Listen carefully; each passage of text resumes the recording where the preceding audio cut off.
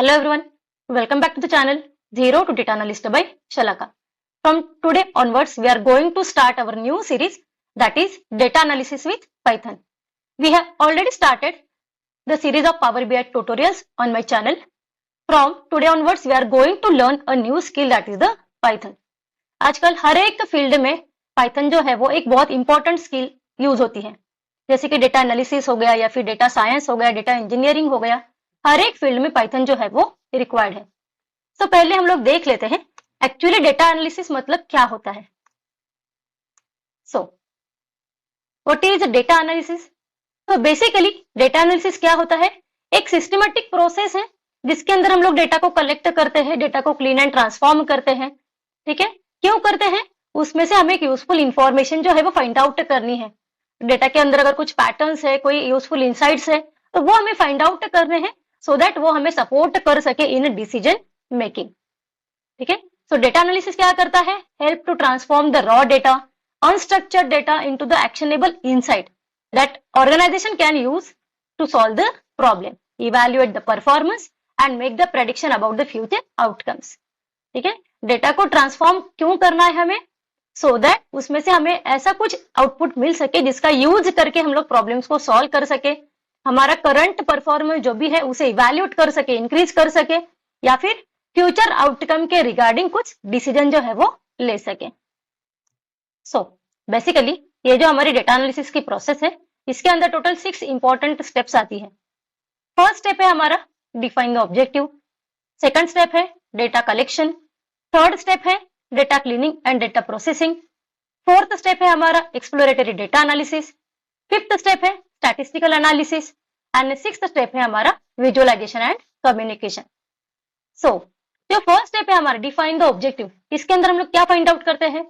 What actually is the problem. ठीक है, क्या प्रॉब्लम है और हमें क्या सॉल्व करना है, वो तो हमें पहले फाइंड आउट करना होता है। तो ये हो गया हमारा ऑब्जेक्टिव, हमें क्या सॉल्व करना है।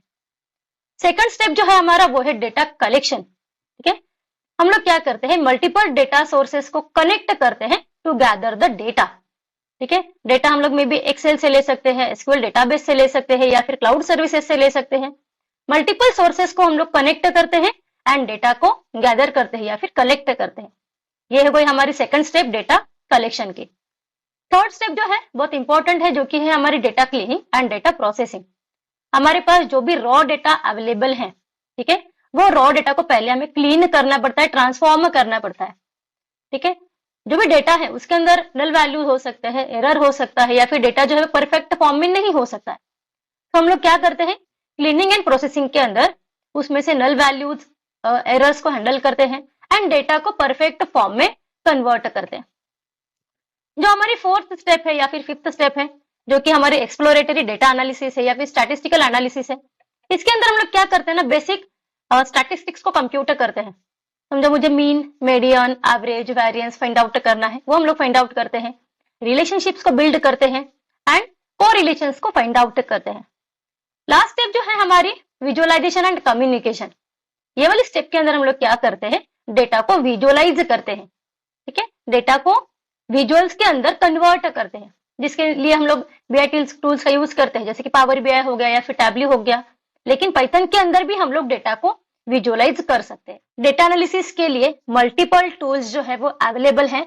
ठीक है, जिसके अंदर हम लोग एक्सेल का यूज करते हैं, आर लैंग्वेज का यूज करते हैं, पाइथन का यूज करते हैं, टैब्ल्यू या फिर पावर बीआई का भी यूज करते हैं। तो अभी हम लोग ये ट्यूटोरियल के अंदर क्या देखेंगे? पाइथन जो है वो क्यों इंपॉर्टेंट है डेटा एनालिसिस के लिए। सो बेसिकली पाइथन क्या है? पाइथन जो है एक मल्टीपर्पज प्रोग्रामिंग लैंग्वेज है which provides extensive collection of the libraries which are valuable for analytics and complex calculation. Now ये जो डेटा एनालिसिस हम लोग करेंगे, इसके लिए पाइथन क्यों रिक्वायर्ड है? सबसे इंपॉर्टेंट पॉइंट जो है, पाइथन जो है वो यूज करने के लिए, लर्न करने के लिए बहुत इजी है। सेकंड है पाइथन जो है वो फ्लेक्सिबल लैंग्वेज है, वर्सेटाइल है। पाइथन हमें मल्टीपल लाइब्रेरीज प्रोवाइड करता है, फ्रेमवर्क्स प्रोवाइड करता है, जो डेटा एनालिसिस के लिए बहुत ज्यादा इंपॉर्टेंट है। ठीक है, Python is important for the improved productivity, it provides high security, Python provides us the strong community support and nowadays Python is used by top companies also. इसीलिए हम लोग क्या करेंगे, डेटा एनालिसिस के लिए पाइथन जो है वो लर्न करेंगे. तो ये जो हमारी सीरीज है पाइथन की, इसके अंदर हम लोग पाइथन के बेसिक्स तो कवर करेंगे ही, उसी के साथ पाइथन के अंदर जो इंपॉर्टेंट लाइब्रेरीज है जैसे कि नमपाई है, पांडाज है, मैटप्लॉटलिब है, सीबॉन है, साइपाई है, ये लाइब्रेरीज भी हम लोग कवर करेंगे. नाउ ये जो लाइब्रेरीज है, ये लाइब्रेरीज का यूज क्या है? अभी जैसे कि नमपाई है, नमपाई लाइब्रेरी का यूज क्यों करते हैं हम लोग? For the numerical operation and mathematical calculation. Second library है हमारी जो कि है पांडास.